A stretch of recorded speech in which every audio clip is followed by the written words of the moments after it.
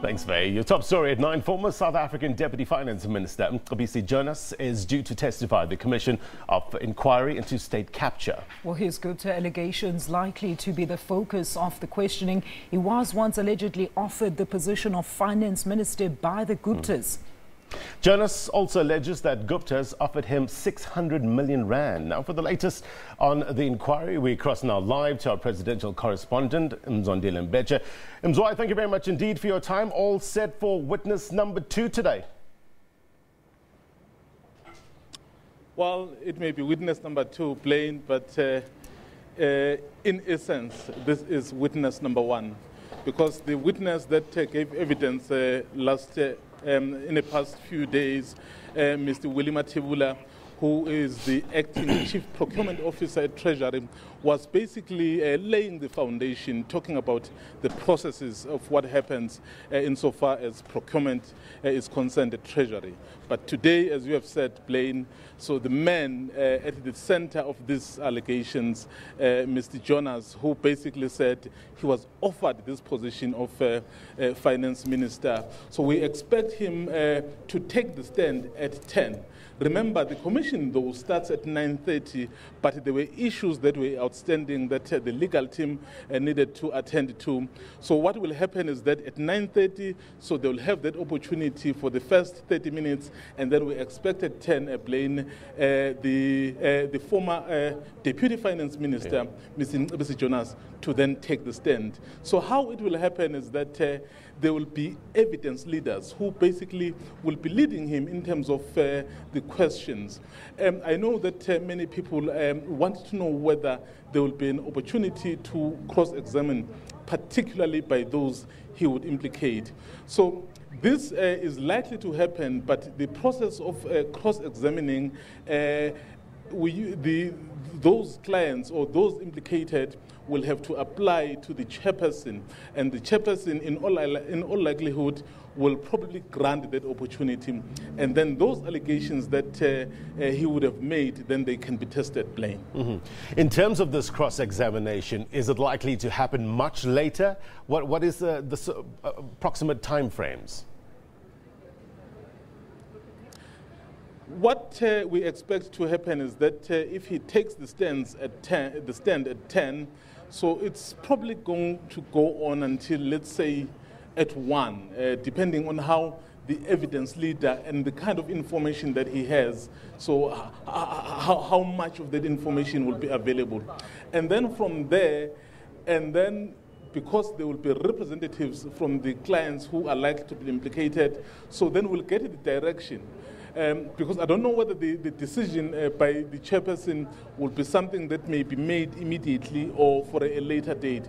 But I know that because there will be people, particularly he mentioned the name of Gupta, and of course Duduzane was there as well, as he mentions. So they probably would want to ask a few questions, and then whether it will happen much later or earlier, so it's more really in the hands of the chairperson when they do apply for that possibility.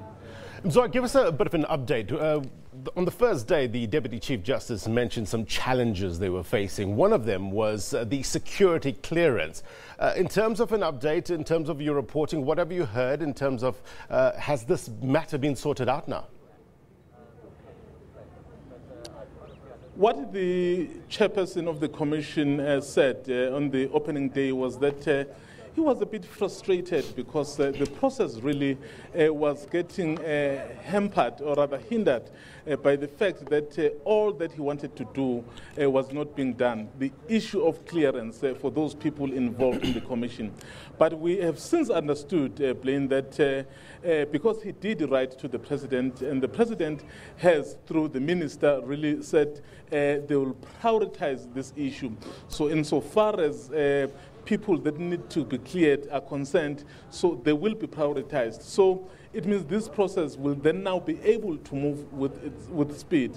Remember, this is a process really that is set down for 2 years. Initially, the remedial action of the then public protector was 6 months. But given the enormity of the work that is expected to be involved here, the judge, the Deputy Chief Justice, who is the chairperson, went to court to seek for an extension of 24 months. So with the clearance almost out of the way, Blaine, so we expect things to move quite fast. But I may just add, Blaine, that the judge also expressed his disappointment at the lack of coming forward of those people who may have information and knowledge about state capture. He said, to quote his words, all those who love this country and know something about the happenings with regards to state capture must come forward, because the only way this commission will be able to reach a conclusion that will be satisfactory to everyone is if those who have information come forward and share it with the nation. But if, as matters stand, people really are not coming forward, it may be difficult. Just before I conclude, Blaine, today, as you know, it's Mr. Mcebisi Jonas. So if it goes according to plan, on Monday, we expect Fikimento, the former MP of the ANC. And of course, on the 31st, it's going to be Themba Maseko, who was in charge of GCIS then. But we know that even people like Minister of Public Enterprises currently, Mr. Pravin Gordhan, so are some of the people that will be called to testify. Just take us back, Mzwandile, to day one. We had Willie Matabula giving us, well, basically setting the scene and giving us the procurement procedures, isn't it? What were some of the salient points that came out of that? Mr. Matabula basically gave us the foundation of how the procurement process works in the Treasury. So he was basically saying they have the rules, they have the systems in place that are able really to help Treasury discharge its function in a proper way. But there is something very important, as you have asked. So there is what they call deviation. That's when you don't necessarily need to go through all those processes of tendering, because there is an issue that needed to be attended at on an urgent basis. So he basically said, I think that is one area that really has been vulnerable to abuse, because there has been so many deviations. You'd find that someone will just apply for a deviation of perhaps 4 million rand.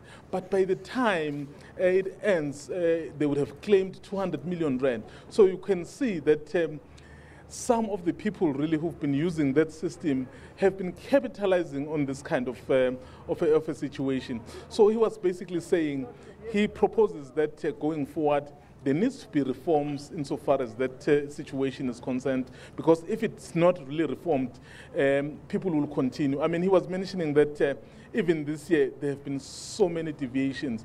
So, and once, let's say, that contract, the period of that contract expires, some people somehow would seek an extension, and you end up a deviation which was meant to be for 12 months, it ends up going to 12 years. It becomes an evergreen contract for that particular individual or for that particular company. And then in the process, the new players who want to come in, so basically are closed out. So you can see, and then this really becomes fertile ground for corruption. So those were some of the points that Mr. Matabula was saying in his presentation. So as this commission now charts forward, so we would really hear, perhaps, from some of the witnesses who may have encountered this kind of thing. So how were they affected? How did they find this? So were they, at some point, involved with all these processes? Okay, Mzwandile, busy news day ahead. We'll catch up with you a little later, my friend. That was SABC presidential correspondent Mzwandile Mbeje. Thanks.